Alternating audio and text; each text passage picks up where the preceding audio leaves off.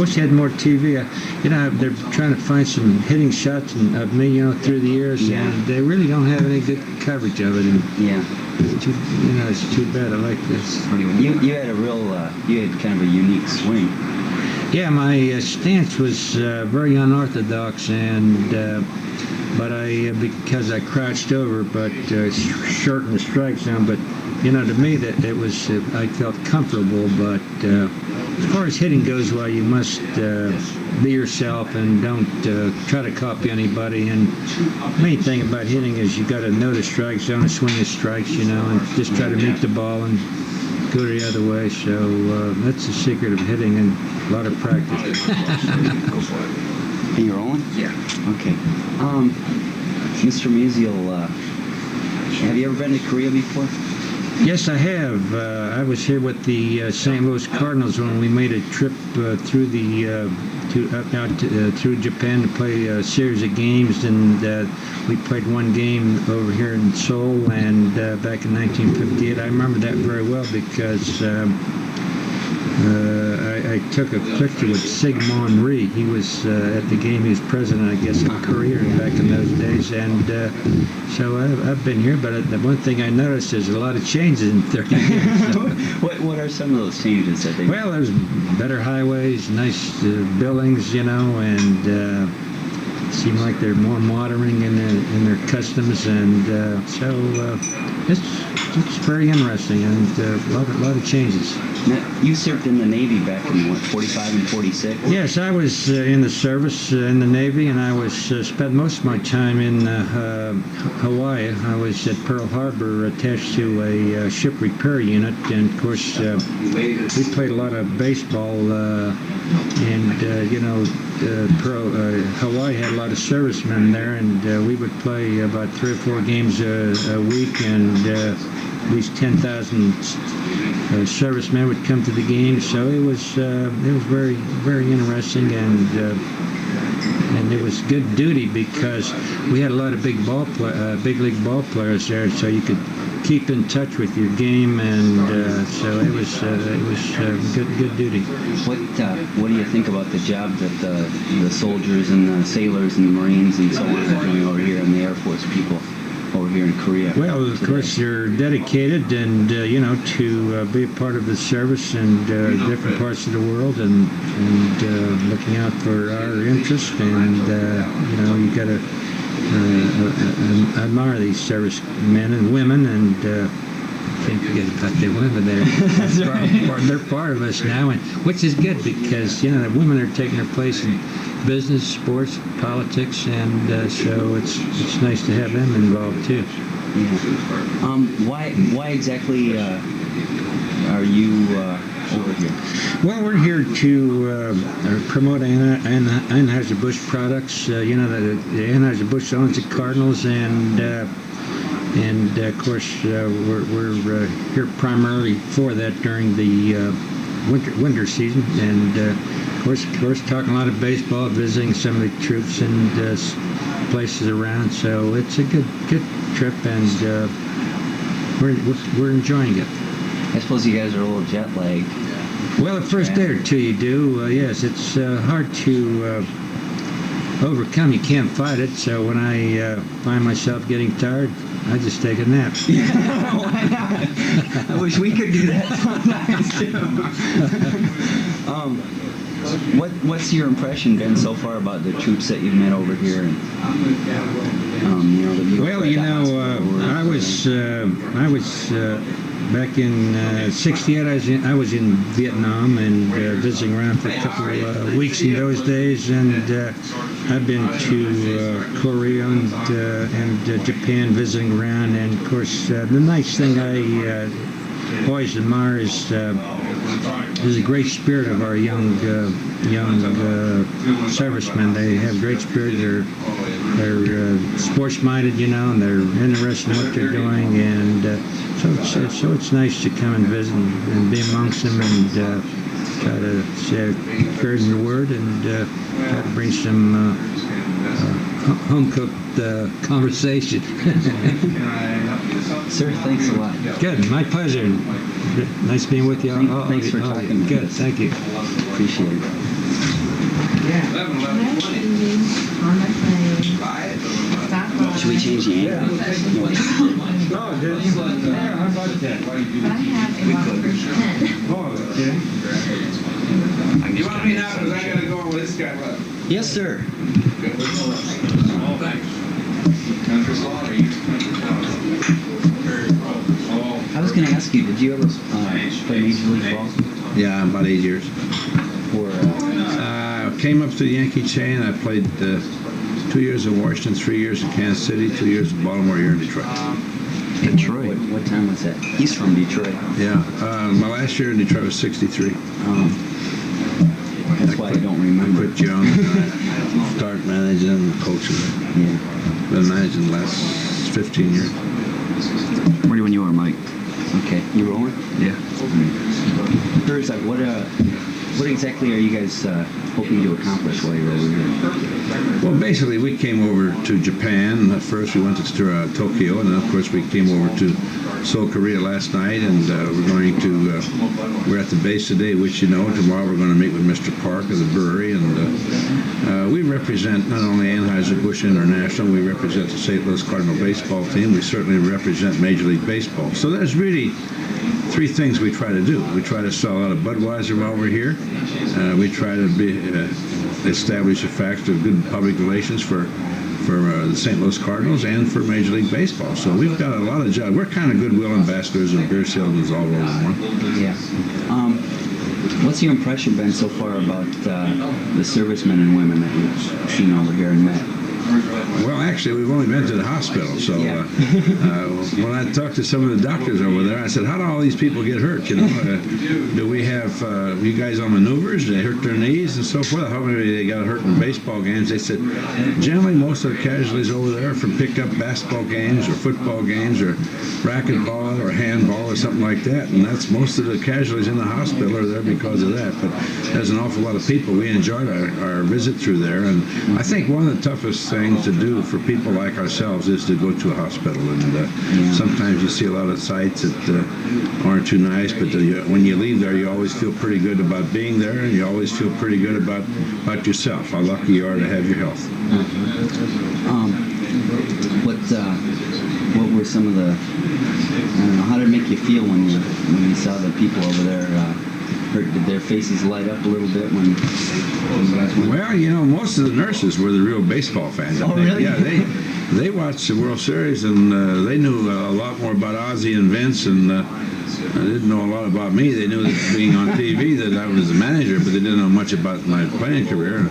Of course, Stan Musial, who's one of the all-time great players in the history of the game, a lot of people are too young over there even to remember Stan. But when you got down to the generals and the majors, the older people, they knew who Stan Musial was. And I think that's when you could see their eyes light up a little bit, because they're shaking hands with one of the all-time immortals of baseball.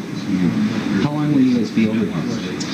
Well, we are leaving Korea, flying back to Tokyo on Sunday afternoon, and then we will depart from Tokyo to Chicago Monday morning. We have our baseball writers' dinner in St. Louis on Monday night, and I would venture to say in the history of baseball that nobody's ever going to fly that far for dinner as Ozzie and Vince and myself and Sam Musial and Mr. Coleman. Mr. Coleman is the executive vice president? Right. Mm-hmm. And he was with the brewery for many, many years, and did a super job there. And upon his retirement from the brewery, came over to the Cardinals and the executive vice president and the chief operating officer of the Cardinals. So I think that he's always been a very good baseball fan all his life, and he's moved right in there. And I don't know how many years that Fred Coleman's been with the Cardinals, and his office has been there, but I would imagine it's 4 or 5 years, and things are working well. We've been able to get the job done. We won pennants the last 2 years. We went to the 7th game of the World Series twice. I'd like to go to the 7th game of the World Series every year and take my chances. Some of them you're going to win, some of them you're going to lose, but this year in St. Louis, I would say we had probably the most fabulous year of any baseball team ever had. We had an awful lot of injuries, yet we drew 3 million people, and we were able to win the pennant, beat the Giants, and go to the 7th game of the World Series. So hopefully that we can stay in the race again next year and do the same thing with attendance. Yeah, it's got to make you feel good when you draw 3 million people. Well, the big thing about it, In a city like St. Louis, in LA or New York, you figure, yeah, they're going to be able to do that. But in St. Louis, 3 million people. well, they always wondered about drawing 2 million people in Kansas City, and when I left there, we were drawing 2.25 million 3 years in a row, and I went to St. Louis, and they had drawn 2 million people in 67, 68, and hadn't reached that figure for 13 years. And now the last 7 years, we've been over 2 million, and finally we're able to reach the 3 million mark, which is a credit to the Cardinal fans. It's a national team. The people come from all over the state of Illinois, all over Missouri, and when you go on the road, the lobby's always full of Cardinal fans, and it's just a very popular baseball team. And I think that goes back to the Red Shandy's, Musial, Pepper, Morton, Gas House gang area. I think the Cardinals were the first team west of Mississippi, and that's why they have so many fans west of Mississippi at the present time. You got a lot of fans over here too, sir. Well, I know after a playoff for a World Series, I get an awful lot of fan mail from servicemen in Korea. They want autographed pictures, or they write a letter and thank us for an exciting World Series, even if we lose, And I got a kick out of the one photographer we saw this morning. All he talked about was how the umpires took 2 World Series away from us. I said, maybe I should take you back to the States with me, because we haven't mentioned that in St. Louis. We don't talk much about the umpiring, and we got beat in the 7th game, and let's let it go at that. Yeah, well, I'm from Minneapolis, so I'm not going to say anything about World Series, but thanks a lot for talking with me. Oh, I enjoyed talking to you. And, the Twins, in all fairness to them, I mean, they won a World Series. They had 4 games at home. We had 3. They got a very good young ball club. They couldn't win our division with their pitching staff, but playing in the Metrodome is a wonderful advantage for them, and it's going to make them a contending team for a long time, and they do have some very good young hitters. Okay? Thanks a lot, sir. Musial. She wore this to work a bunch of times during the World Series. It's Okay, honey, let me put it up here. Christ, it won't be able to see it, you'll tuck it in. I usually cut them off. I didn't bring my t-shirt because it's all cut up. You cut them off there? Yeah, I cut them up there. I put them up there.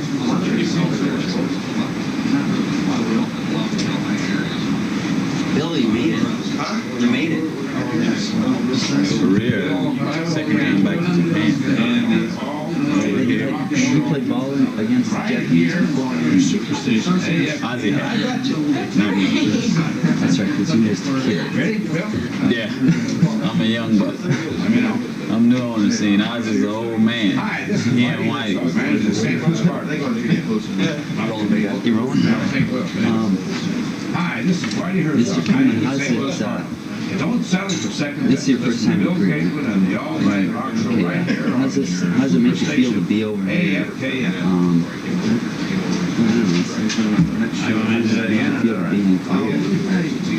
Well, I had several friends that had participated in, several events that have been over here before, and you hear so much about it, but it's a different experience when you see it firsthand, and it's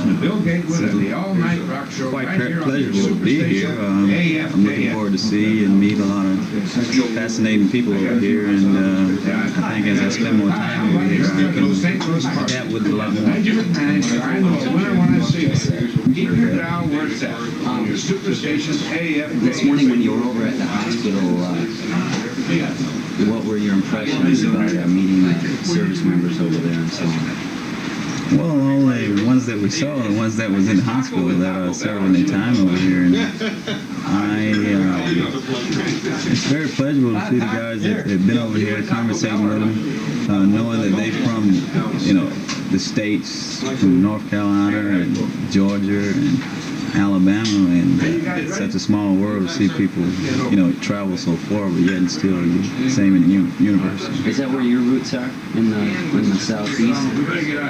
Yes, I'm from Jacksonville, Florida, so basically I guess as much traveling as we do around the world, I guess all of it seems to be right there in one home. So, does that kind of give you a feeling of being home and relate with some people that are... Oh, of course. I mean, when you go to countries where you can't communicate, and then you feel sort of out of place, but being around here, it makes you feel like home, feel like family, people that you can relate to, and it makes it much better to understand and how to communicate.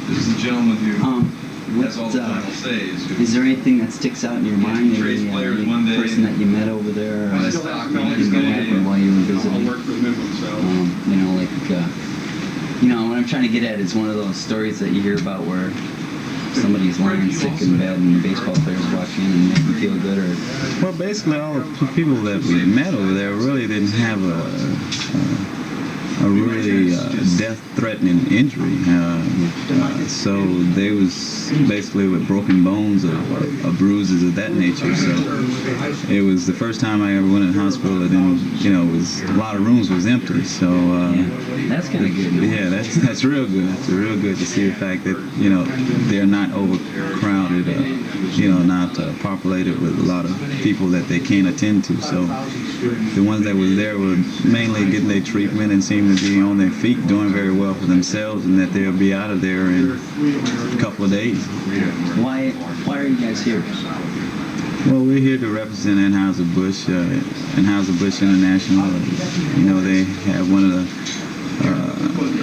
high rates of foreign beers that being sold over here, and at that behalf of, and as well as the Saint Louis Cardinals. So we're just here to show the appreciation that they are doing very well is distributing the beer over here. And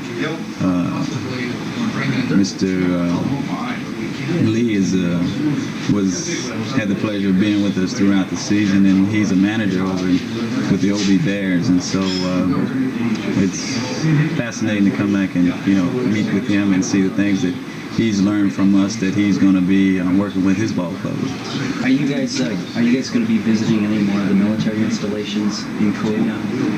Or is this, I think so. I know that we're here right now, and I know that we're going to be trying to touch bases with a lot more than we have been in the past. I don't know exactly where we're going, which military base we're going to be at, but I know this is one, and you can tell me more about this states than I can. Yeah. But, how about the rest of the day? Do you know where you're going after this? Are you going to stick around? You're putting me on the spot, and I'm just following. That's all right. We can edit all this out, so don't worry about that. I really can't tell you. I mean, I don't. I'm just going and meeting people. Say, hey, glad to be here. I don't know exactly. I thought we having a lot of functions dealing with the military base. Is there anything any message that you want to give to the soldiers? A lot of Cardinal fans over here. Is that right? Yeah, a lot of Cardinal fans. A few of them in this room, in fact. Any message that you have for the servicemen and women stationed here in Korea? Well, I know they have duty and things to obtain, and as they put forth their best effort to go out and to strive and to be the best you want to be, and whatever that may be, you go out and try to achieve it. And I know that we came up a game short this year in the World Series, but it's my second time being there, and I know you guys are watching and pulling for us, and hope that we make it back to that point again and we win that final game of the World Series. Is there anything in Vince Coleman's life that you think can be applied? You know, you've attained a great deal of success, part of it due to natural ability, I'm sure, a lot of it due to hard work and some luck. Is there anything, you know, is there a way that you can take that and apply it to being a good soldier or a good sailor? Well, that's basically the things I'm trying to relate to as far as accomplishing what I would like to as becoming one of the best ball players that I can be. Not only just the base dealer. When you hear Vince Coleman name, they say that he's one of the best base dealers, but I like to be known as a complete ball player, and that's for his offense, defense, running, throwing, hitting, and fielding. So as I've been there over the years, I've been, you know, not consistent, as though I know I'm capable of doing, but that's going to take a lot of hard work. And so as the off season comes along, Ozzie and myself, we go out and, you know, try to help each other out as far as things that you have to work on. And one of the things that I have to work on is, you know, not striking out as much. So that's one of my goals that I have in mind.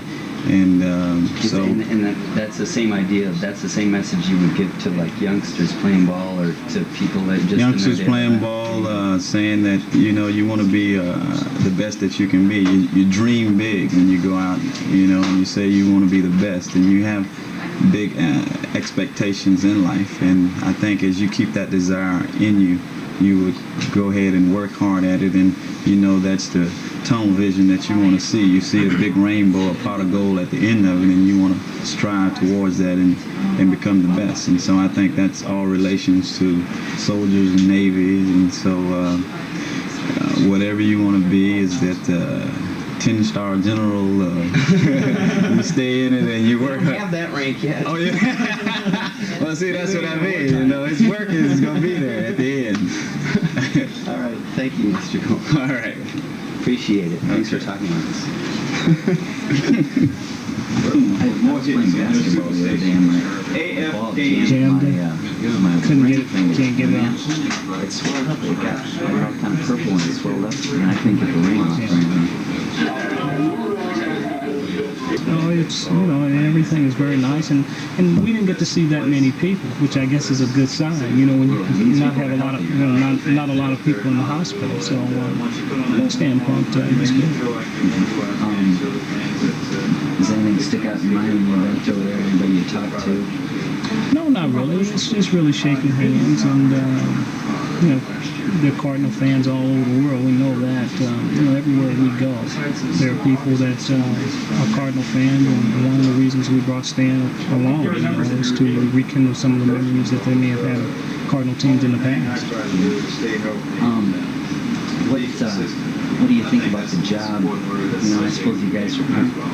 You know, your first thought over here is to promote Anheuser Busch, but when you stop and realize that there's a demilitarized zone 30 miles to our north. Well, let me say that I think that's probably intriguing to all of us, because, you know, when you talk about demilitarized zones and everything, I don't think people really get the opportunity to visit or have a chance to get near the demilitarized zone, and that's a chance for us, I think, a once-in-a-lifetime chance to get to actually see something like that. You know, you sit down and you watch television, and that's really not the way it is. And I think with this trip, we will get a chance to see how it really is. And I think that intrigues all of us. What do you think about you know, you deal with a lot of pressure playing baseball and been to a few World Series in your career. How does that kind of pressure compare It's not to the same pressure. It's not the same pressure, because basically this is life and death. Baseball, you know, if we don't win, it doesn't necessarily mean we're going to die tomorrow. We got a chance to come back tomorrow, but in a situation like this, you've always got to be ready on the standby, and it's dangerous. Is there anything that you can say to the servicemen and women who are in Korea, you know, to inspire them? Or? Well, you know, I think it's very commendable of them, first of all, to be serving in the armed forces. I admire the people that, especially people that volunteer to do something like that. You know, it takes a very special person to be able to deal with that type of pressure. And actually, the pressure is a lot greater than any pressure anybody in the United States can really imagine. That's great. Thank you, sir. All right. Ozzie, I got one question for you. How does it feel being looked upon by literally millions of younger baseball fans? How's it feel? It's a great feel. I think that what people don't realize, though, is it really sort of takes you out of the mainstream. There are a lot of things that you have to give up when popularity is involved. I'm not on the same scale as a Michael Jackson or whatever, but I can feel for him, because I know that a lot of his he doesn't really have a private life. I mean, it's like you belong to the people. So from that standpoint, I can see where it can be a hassle, but at the same time, you know, it's one of those things that you dream about, being popular and so forth, and it's like experiencing like we talked about, experiencing the pressure of being in the service, and the pressure of playing in a World Series. It's totally different. once you get into the situation. And, to be a very popular person, I think it's something that you don't really prepare yourself for. I never really did, and I've always thought of myself as just a regular, everyday person, and then you have all these kids that idolize you, and it's a lot to live up to. And you find yourself, in many cases, press can determine. They sort of build your character, and you find yourself playing a character that not necessarily may be you yourself. So you have to be very careful of that too. But what I've always tried to be is just a down-home person. I try and tell people that I'm just like everybody else. I like eating hamburgers and hot dogs, and people seem to think that we eat steak every night. I don't eat steak every night. One of my favorite meals is hamburger helper. So And it's economical, I'm just like too. yeah, right. So I'm just like everybody else as far as that's concerned. It's just that what I do, I'm in the spotlight with what I do. What kind of obligation do you think ball players and people who are famous have? I think that once you get into the spotlight as far as professional athletics are concerned, or an entertainer, and kids start idolizing you, the kids are the future.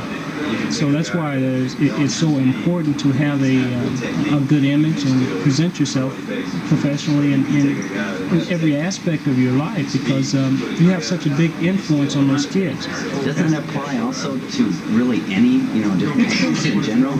In general, you would like that, but more so with us because we're in the spotlight all the time. And baseball, of course, is the American way. There's so many millions of kids that play it every day, and there's so much television now to where that has made it even more apparent. And you have to really work hard at that. I remember